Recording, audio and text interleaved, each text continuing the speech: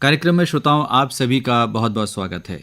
आज के युग में अगर कोई व्यक्ति मानसिक रूप से स्वस्थ है तो उसे ईश्वर का बहुत बड़ा वरदान कहा जा सकता है, क्योंकि इस आपाधापी में गला काट प्रतिस्पर्धा के युग में हर व्यक्ति किसी न किसी तरह की मानसिक समस्या से ग्रसित है और इसके लिए कहा जाता है कि इसका इलाज संभव है, दवाएं भी हैं। आमतौर पर ये कहा जाता है कि थेरेपी इसका एक माकूल इलाज है। आज इसी विषय पर बातचीत के लिए हमारे बीच हैं डॉक्टर पवन शर्मा, जो कि शहर के जाने माने वरिष्ठ मनोवैज्ञानिक हैं, और आज हम बातचीत करेंगे कि मानसिक स्वास्थ्य में थेरेपी का क्या महत्व है, इससे जुड़ी जो भ्रांतियां हैं वो क्या हैं, और एक आम व्यक्ति यदि किसी मानसिक रोग से ग्रस्त होता है तो उसे किस प्रोफेशनल के पास जाना चाहिए। आमतौर पे साइकेट्रिस्ट, साइकोलॉजिस्ट, क्लिनिकल साइकोलॉजिस्ट और भी जो मेडिकल एड होती हैं उनके बारे में गलत धारणा है कि कौन क्या देखता है। आमतौर पर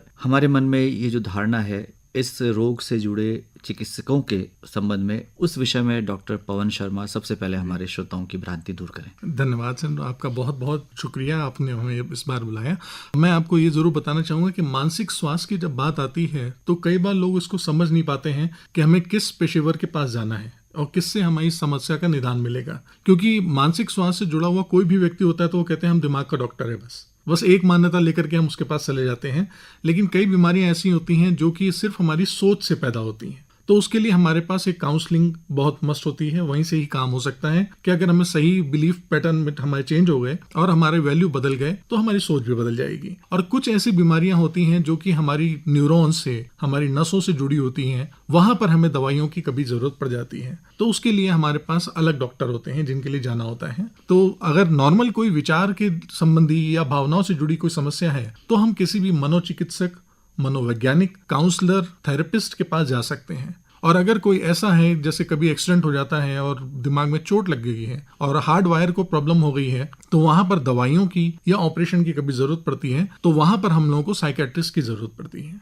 तो मानसिक स्वास्थ्य में थेरेपी क्या है? देखिए, मानसिक स्वास्थ्य के लिए मैं आपको ये कह सकता हूं कि जब भी कभी हम मानसिक अस्वास्थ्य की बात करते हैं या मानसिक चुनौतियों की बात करते हैं तो वो हमेशा हमारी सोच से पैदा होती है। यानी कोई भी हमारा सोचना, एक छोटा सा बात है कि हमारी किसी चीज को लेकर के धारणा क्या है या उसको लेकर के हमारी सोच क्या है। घटना एक हो सकती है लेकिन उससे जुड़े हुए सारे अलग अलग लोगों के सोच होती है। कोई एक घटना किसी को हो सकता है गुस्सैल प्रवृत्ति दे रही हो और कोई उसी परिस्थिति में बड़ा शांत हो। कोई गर्मी में परेशान हो रहा है और कोई कहता है नहीं, मेरे लिए कोई ऐसी दिक्कत नहीं है। तो सिर्फ ये सोच वाली बात होती है और इस सोच को बदलने के लिए थेरेपिस्ट की जरूरत होती है, जो कि कहीं ना कहीं आपके विचारों के साथ थोड़ा सा खेल कर सके, उनको थोड़ा बदल सके और सुझाव दे सके जो आपके बेहतर हो, ताकि वो आपके मददगार काम करें। तो इस प्रक्रिया को थेरेपी कहा जाता है। तो कितने प्रकार की थेरेपी आमतौर पर होती है डॉक्टर पवन शर्मा? देखिए, आमतौर पे थेरेपी अगर हम लोग किसी से भी बात करते हैं तो वो बोलचाल में भी थेरेपी हो जाती है। लेकिन अगर हम क्लिनिकल बात करें और खासतौर से मनोविज्ञान की बात करें तो उसमें सबसे पहली जो थेरेपी होती है वो होती है CBT यानी कॉग्निटिव बिहेवियर थेरेपी। और ये थेरेपी जो होती है वो लगभग एक समय सीमित होती है, क्योंकि वो सिर्फ आपके उस मुद्दे पे ही काम करती है। और वो मुद्दा भी ऐसा होता है जिसमें कि आपकी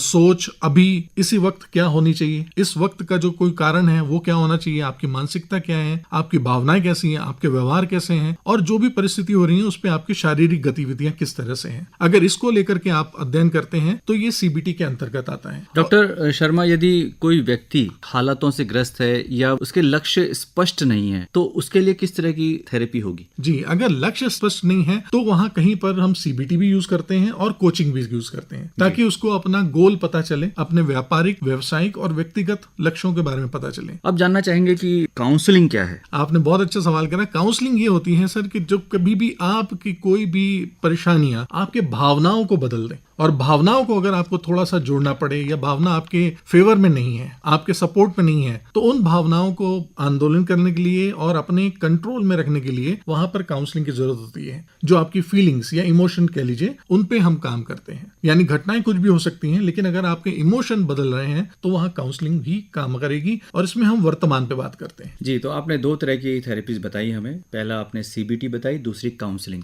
इसके अतिरिक्त? जी बिल्कुल, इसके अतिरिक्त और भी एडिशनल में में आती हैं कई चीजें, जैसे कि एक माइंडफुल बेस्ड टेक्निक होती है। इसमें हम ज्यादातर ये कह लीजिए कि लोगों के साथ स्वास्थ्य पे बात करते हैं, और स्वास्थ्य के साथ में हम कभी कभी अतीत को भी छेड़ सकते हैं, वहां पर ये जरूरत पड़ती है। फिर इसी के साथ कोचिंग आ जाती है। कोचिंग सिर्फ और सिर्फ लक्ष्यों पे आती है। वो लक्ष्य हो सकते हैं व्यावसायिक हो या एजुकेशन से जुड़े हुए हो, किसी कोर्स से जुड़े हुए हैं, लक्ष्य हासिल करना है, तो इसमें हम सिर्फ वो लक्ष्य पे बात करते हैं। और इसी तरह से एक और जो आती है वो आएगी ह्यूमैनिटी यानी मानववादी थेरेपी। इसमें हम ये कोशिश करते हैं कि थोड़ा सा अध्यात्म का भी टच लेते हैं। अध्यात्म के टच से ये हो जाता है कि जो इंसानी लोगों को मददगार करने में हो, उसका स्वास्थ्य बनाए रखने में हो, और उसको बेहतर कैसे कर सकते हैं, इस पर होती है। और इसी के साथ एक और थेरेपी होती है जिसको कि हम लोग इंटरपर्सनल थेरेपी कहते हैं, यानी आप उसको एक तरह से ग्रुप थेरेपी के नाम से भी जानते होंगे। ये थेरेपी इस तरह पे होती है, इसकी मान्यता ये होती है कि जो भी आपका मानसिक स्वास्थ्य में अगर दिक्कत है तो यकीनन आपका व्यवहारिक या सामाजिक स्वास्थ्य ठीक नहीं होगा। अगर लोगों के साथ में आपका मेल जोल सही नहीं है तो यकीनन ये आपके मानसिक स्वास्थ्य को भी प्रभावित कर रहा होगा। इसमें इस थेरेपी पे काम किया जाता है। हमें कब और किस थेरेपिस्ट के पास जाना है, ये हम कैसे तय कर सकते हैं? थोड़ा इस कार्यक्रम के माध्यम से हमारे श्रोता भी जानना चाहेंगे। देखिए, कब तो आप ये सिंपल समझ लीजिए कि जब भी कभी आपको कोई सवाल, कोई परेशानी, उसका सुझाव नहीं मिल रहा है, उसका समाधान नहीं मिल रहा है, तो यकीनन हमें वहां पर थेरेपी की जरूरत होती है। ये थेरेपी हो सकता है हमारा कोई निकटवर्ती दोस्त दे दे, कोई हमारा सीनियर दे दे, कोई हमारा कलीग दे दे, कोई हमारे परिवार में कोई ऐसा बड़ा है जो दे सकता है, तो हमारी समस्या का निदान हो जाता है। लेकिन कुछ ऐसी समस्याएं होती हैं जो इतनी निजी हो जाती हैं, जिनको हम कई बार अपने लोगों में नहीं संपर्क कर पाते हैं, तो उसके लिए हमें कहीं ना कहीं पेशेवर की बहुत जरूरत पड़ती है। उस पेशेवर के लिए आपको जाने के लिए यकीनन ये जानना पड़ेगा कि कौन सा ऐसा पेशेवर है जो आपकी उस समस्या का सही और निदान कर सकता है। इसके लिए जो कुछ प्रोफेशन है वो है, एक तो नॉर्मली काउंसलर होते हैं, थेरेपिस्ट जो कि आपको सिंपल वाद विवाद करते हैं, बात करते हैं और बातों में ही आपकी समस्या को सुलझाते हैं। दूसरे होते हैं मनोचिकित्सक। ये एक तरह से साइकोथेरेपिस्ट होते हैं जो कि आपकी बातों को लेंगे और आपके जो आज के कारण है, आपकी परेशानियां हैं, उसमें वो आपके अतीत को भी खंगालने की कोशिश करेंगे। उस अतीत से निकाल करके वो कई बार आज के वर्तमान कारणों पर ही आपके साथ काम करते हैं। इसी में तीसरे हो जाते हैं जो कि मनोवैज्ञानिक होते हैं। ये क्लिनिकल साइकोलॉजिस्ट होते हैं। ये यकीनन काउंसलिंग भी कर रहे होते हैं, जो ऊपर थेरेपी के साथ में चल रहे होते हैं, लेकिन ये ज्यादातर दवाइयों के ऊपर निर्भर होते हैं। ये दवाइयों का साथ जरूर लेते हैं ताकि आपको थोड़ा सा कहीं ना कहीं बॉडी के और दिमागी केमिकल को बदल सकें और आपके व्यवहार को बदल सकें। इसी में जो अगला पेशा होता है वो होते हैं कोच, जो सिर्फ और सिर्फ किसी लक्ष्य और किसी ध्येय को पाने में आपकी मदद करेंगे और आपके जो रिसोर्सेस हैं, जितने भी आपके पास अभी साधन हैं, उन साधनों का बेहतर इस्तेमाल करना बताते हैं। और इसके बाद जो सर्वोच्च होते हैं वो होते हैं मनोचिकित्सक यानी साइकेट्रिस्ट। ये मेडिकल टर्म्स में होते हैं, जो कि मेडिकली डिग्री के साथ में होते हैं और ये कहीं ना कहीं दवाइयों पे ही ज्यादा निर्भर करते हैं। और उसके साथ जो थेरेपी भी होती है इनकी, वो भी फिजिकल होती है, इसी द्वारा इलाज किया जाता है। जी, डॉक्टर पवन शर्मा, आप एक मनोवैज्ञानिक हैं, तो हम जानना चाहेंगे आपसे कि किन कारणों से लोग आपके पास थेरेपी के लिए आते हैं? देखिए, थेरेपी के जाने के लिए बहुत ही सारे काम हो सकते हैं, लेकिन जो कुछ मुख्य बिंदु हमने आकलन करे हैं वो हम आपको बता सकते हैं कि कभी भी किसी को अपने मानसिक स्वास्थ्य को बेहतर बनाना है तो यकीनन वो थेरेपी की मदद ले सकता है। इसी के बाद किसी को जीवन की कठिनाइयों से बाहर निकलने के लिए अगर चुनौतियां आ रही हो और उसको रास्ता न मिल रहा हो तो वो थेरेपी की मदद ले सकता है। कई बार आत्म जागरूकता को बढ़ाने की बात होती है, क्योंकि अपने बारे में भी कई बार हम लोग के जो विचार हैं और जो मान्यताएं हैं वो स्पष्ट नहीं होती हैं, तो उसका आकलन करने के लिए भी जरूरत होती है।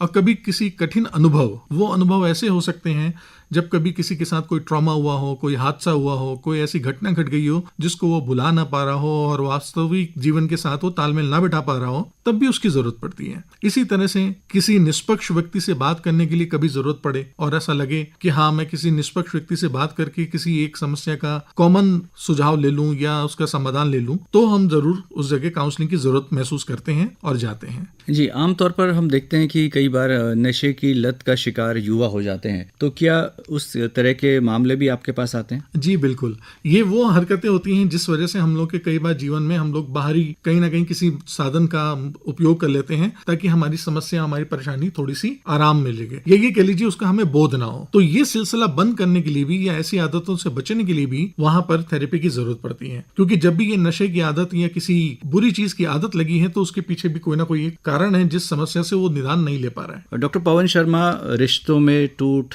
बिखरन डिप्रेशन आज के समाज की बहुत बड़ी समस्या है, लगातार हम देख रहे हैं, तो क्या ऐसे लोग भी आपके पास आते हैं? जी बिल्कुल, क्योंकि रिश्तों में जब भी परेशानी आती है तो वहां पर हमेशा मूल्यों का टकराव होता है। और मूल्य एक ही बात है कि जो हमारे पुरानी सोच है, पुरानी धारणाएं हैं, उनको लेकर के अगर हमारी परेशानियां चल रही हैं तो कहीं ना कहीं तालमेल नहीं हो पा रहा होता है और ये लगातार टकराव की स्थिति पैदा करता है और ये निरंतर बढ़ती जाती है। तो इसमें जब हम किसी को थेरेपी देते हैं तो यकीनन दोनों के मूल्यों का एक दूसरे के साथ मिलान करते हैं और उस मिलान के बाद हम कोशिश करते हैं कि एक कॉमन एरिया में दोनों की सहमति बनाई जाए। करियर में असफलता या रोजगार ना मिल पाना, ये भी अवसाद का बहुत बड़ा कारण बनता जा रहा है। बहुत ज्यादा है। इसके लिए किस तरह की थेरेपी आप सुझाएंगे? देखिए, अवसाद का रूप वो तब लेता है जब वो चिंता बहुत ज्यादा हो जाती है और उसको समाधान नहीं मिलता। यानी ये कह सकते हैं कि एक्सेसिव वरी ये हमारी डिप्रेशन में कन्वर्ट हो जाती है, क्योंकि हमारे पास समाधान नहीं हो रहा होता है। तो उस जगह पर हम उस व्यक्ति को कोचिंग करते हैं और कोचिंग के साथ उसके लक्ष्य निर्धारण करते हैं। यानी उसकी जो पहली अपनी जरूरत है वो पता चले कि वो लक्ष्य क्या बनाना चाहता है और क्या उसके जो अभी सामर्थ्य हैं वो उसके साथ मैच कर रहे हैं या नहीं, और अगर नहीं है तो उसके अंदर कौन सी योग्यताएं उसको बढ़ानी है ताकि वो लक्ष्य को हासिल कर ले। जब उसके पास नया टास्क आ जाता है तो यकीनन वो डिप्रेशन की स्थिति से बाहर आ जाता है और कुछ नया करने के लिए आगे बढ़ जाता है। डॉक्टर पवन शर्मा, हम ये भी जानना चाहेंगे कि आज के युग में जो बुजुर्ग हैं बहुत एकाकी हो गए हैं और उनकी अपनी तमाम समस्याएं भी हैं, चाहे वो शारीरिक हो, लेकिन मानसिक रूप से भी अस्वस्थ दिखाई देते हैं, तो उनके लिए भी किसी तरह की काउंसलिंग है? जी बिल्कुल। देखिए, शारीरिक स्वास्थ्य हमेशा से मानसिक स्वास्थ्य से ही जुड़ा होता है, क्योंकि हमारी न्यूरोलॉजी और फिजियोलॉजी दोनों एक साथ जुड़ी हुई है। हमारी सोच तुरंत हमारी शारीरिक प्रतिक्रिया में झलकती है और बाहर दिखती है। जिस वक्त व्यक्ति खुश होता है यकीनन उसका शरीर भी उसी हिसाब से तेज होता है। हाँ, बुजुर्गों में ये अकेलापन बहुत ज्यादा आ गया है, क्योंकि आज की तारीख में अगर आप देखेंगे तो उनके परिवार के बच्चे आजकल गैजेट्स और दूसरे साधनों में व्यस्त हो गए हैं। आज कोई बुजुर्गों के साथ बैठ करके उनके बात नहीं करना चाहता है, और कभी भी जब बुजुर्ग इस तकनीक के साथ में सामंजस्य बिठाना चाहते हैं तो वो कई बार अकेलापन चाहते हैं और उनको नहीं मिल पाता है साधन ताकि वो तकनीक को ज्यादा से ज्यादा इस्तेमाल करें। हाँ, वहां पर हमारी थेरेपी चलती है जिसमें हम उनको ये बताते हैं कि कभी यार वो रिटायर हो गए हैं या अगर काम नहीं है तो जीवन यहीं पे खत्म नहीं हुआ है। उनको हम किसी और काम में व्यस्त करते हैं, चाहे वो उनकी रुचि का हो या कुछ उनके लक्ष्य से जुड़ा हो या समाज सेवा का हो। तो जैसे उनको कुछ नया लक्ष्य मिलता है और वो आगे बढ़ जाते हैं जीवन में। डॉक्टर शर्मा, थेरेपी को लेकर कुछ भ्रांतियां हमारे समाज में है, जैसे थेरेपी सिर्फ उन लोगों के लिए है जिनको मानसिक समस्या है, आप क्या कहेंगे?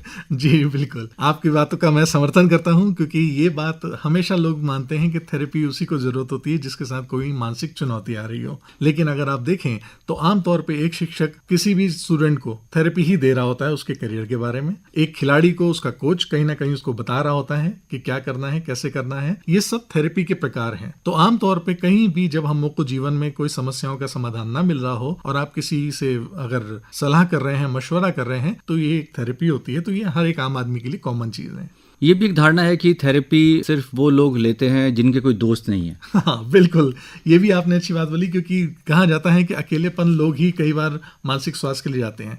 देखिए, आपको ये जरूर बताना चाहूंगा कि जो दोस्त काम कर सकता है वो एक थेरेपिस्ट नहीं कर सकता, और एक थेरेपिस्ट यकीनन कभी दोस्त की जगह नहीं ले सकता, क्योंकि जो थेरेपिस्ट होता है वो निष्पक्षपात करता है। और दोस्त कहीं ना कहीं हो सकता है कोई भी आपको सुझाव देगा तो वो पक्षहीन हो सकता है, वो आपको पक्षपात करके आपके ही फेवर में बात करे, और उसके पास एक लिमिटेड साधन होंगे, लिमिटेड सूचनाएं होंगी, जिसकी वजह से वो आपको काउंसिल कर सकता है। ऐसा भी कहा जाता है कि थेरेपी वही लोग लेते हैं जो बहुत कमजोर हैं, जो खुद को संभाल नहीं पाते। जी हाँ, ये एक कमजोरी की पहचान मानी जाती है, और मानसिक स्वास्थ्य से जूझता हर एक आदमी कहीं ना कहीं हमारे समाज में बहुत ही कमजोर माना जाता है। देखिए, होता क्या है कि चुनौतियां जितनी भी बड़ी बना दी जाती हैं सोच सोच करके, कई बार हमारे पास उतनी ताकत होती है कि हम चुनौतियों से उबर पाएं, और कई बार हमारी ही चुनौतियां हमारे लिए बहुत बड़ी हो जाती हैं, क्योंकि जिस एक पक्ष में आप खड़े हैं वहां आप दूसरे पक्ष भी आप ही खड़े हैं, क्योंकि आप ही अपने ज्ञान, अपनी सूचनाओं से स्वयं के लिए लड़ रहे होते हैं। तो जब कभी भी हम अपनी परेशानियों को इतना बड़ा कर लेते हैं कि हमारे पास जो हमारी ज्ञान है, योग्यता है, ये कम पड़ जाए, तो यकीनन हमारे लिए वो समस्या बड़ी हो जाती है। और इस वक्त आपने देखा होगा कई बार जो लोग ऐसे समस्याओं का समाधान नहीं पाते हैं वो आत्महत्या जैसे कदम भी उठा करके अपने जीवन को नष्ट कर लेते हैं, इसलिए उसको कमजोरी की बात कही जाती है। लेकिन आप देखेंगे कि जो बहुत अच्छे संभ्रांत लोग हैं समाज में, जिन्होंने रोल मॉडल बने हैं, चाहे वो खेल में हो चाहे व्यापार में हो,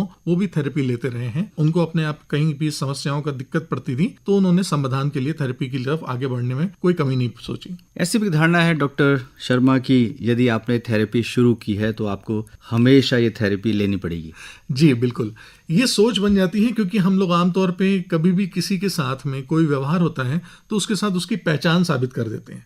यानी अगर किसी को बुखार हुआ तो हम ये नहीं कहेंगे कि हर समय बुखार वाला है, लेकिन अगर वो कहीं अल्कोहल लेता है, एक बार कभी लिया है कुछ, तो हम उसके सामने अल्कोहलिक नाम लगा देते हैं। या बीमार हुआ है मानसिक रूप से तो हम उसके नाम के आगे पागल लगा देते हैं। देखिए, मानसिक चुनौतियां जितनी भी आती हैं वो यकीनन एक समय बाध्य होती हैं। वो किसी मुद्दे पे हो सकती हैं, वो किसी समय या किसी परिस्थिति बेस पे हो सकती हैं जिससे आप सुलझ नहीं पा रहे हैं। तो आप थेरेपी के थ्रू जब मदद लेते हैं तो आप उससे उबर के बाहर आ जाते हैं। हाँ, कुछ लोग ये जरूर चाहते हैं कि उनके पास थेरेपी जीवन भर चलती रहे, और वो चलाते भी हैं, क्योंकि वो हमेशा ये यकीन करते हैं कि जिन भी पेशे में होंगे या अपनी व्यक्तिगत जीवन में भी उनको एक सेकंड ओपिनियन मिल जाता है, उनको एक एक्स्ट्रा ज्ञान मिल जाता है, एक्स्ट्रा जानकारी मिल जाती है, जो उसका वो लाभ जरूर लेते हैं। डॉक्टर पवन शर्मा, आमतौर पर बड़ा डॉक्टर उसे कहते हैं जो ज्यादा दवाई दे, जो ज्यादा टेस्ट लिखे, और ये हमारी सोच बनती जा रही है कि अगर डॉक्टर ने आपके टेस्ट या जांचें नहीं करवाई तो आपको लगता है कि ये ऐसा कैसे हो सकता है। यही बात थेरेपी के बारे में भी कही जाती है, और लोग कहते हैं कि थेरेपिस्ट तो बस केवल बात करते हैं और उनकी आपके केवल पैसों में दिलचस्पी होती है। जी, देखिए, शारीरिक बीमारियों के हिसाब से मैं आपसे ये कह सकता हूँ कि आजकल ऐसी बीमारियां पैदा हो गई हैं जो वाकई कई सारे एक जैसे लक्षण लेके चलती हैं, जिसके लिए टेस्ट कराना बहुत जरूरी हो जाता है निष्कर्ष निकालने के लिए कि आखिर हम किस बीमारी का इलाज करें। लेकिन मानसिक स्वास्थ्य में ऐसा नहीं है। मानसिक में कुछ चीजें जो हैं वो यूनिवर्सल हैं। अगर वो समस्याएं आ रही हैं तो उसके पीछे के कारण पहले से पूर्व निर्धारित हैं, क्योंकि जो हमारा ब्रेन है उसके पास एक सर्टेन प्रोग्राम है, वो एक निश्चित प्रोग्राम पे ही रन करता है।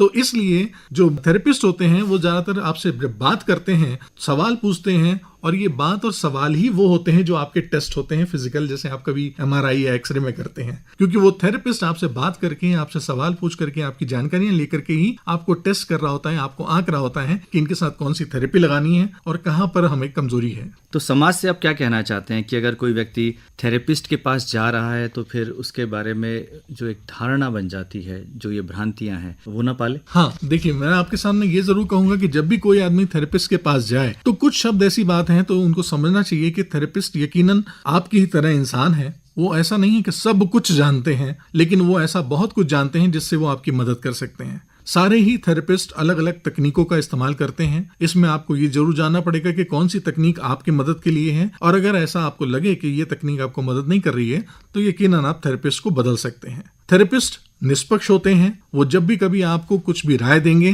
तो यकीनन वो आपकी चुनौती को सुलझाने के लिए देते हैं, ताकि आपके लिए आसान हो। और आपकी मानसिक चुनौतियों का समाधान तब तक नहीं हो सकता है जब तक आप स्वयं अपनी जिम्मेदारी को सीरियस नहीं लेंगे। यानी जब भी कभी आपको थेरेपिस्ट को सुझाव दे तो आपको ये जरूर जानना होगा कि हाँ, थेरेपिस्ट किसी निष्कर्ष में आकर के बात कर रहा है और वो हमें एक अलग ही पर्सपेक्टिव से, अलग ही नजरिए से कुछ चीजें बता रहा है, तो यकीनन हमें उसको फॉलो भी करना पड़ेगा। और इसके बाद ये भी आपको बता सकता हूँ कि थेरेपिस्ट के पास कई बार आपसे बहुत ज्यादा अनुभव होते हैं किसी समस्या को सुलझाने के लिए, क्योंकि आप एक समस्या को सिर्फ अपने नजरिए से सुलझा रहे हैं, और थेरेपिस्ट ऐसे कई लोगों से मिल चुके होते हैं जो इस समस्याओं से जूझ रहे होते हैं और उन्होंने अलग अलग तरीकों से इन समस्याओं पे काबू पाया होता है। समाज से सिर्फ यही कहना चाहेंगे कि थेरेपिस्ट के पास जाना या थेरेपी लेना आपको कभी भी शर्मिंदगी वाली बात नहीं है। ये कोई कलंक जैसा नहीं है, ये कोई भी स्टिग्मा नहीं है। आपको जब भी कभी मदद की जरूरत हो आप आगे बढ़ सकते हैं, क्योंकि इतिहास गवाह है कि हमारे यहाँ चाहे जितने भी मजबूत राजा हुए हों या राजसी हुए हों,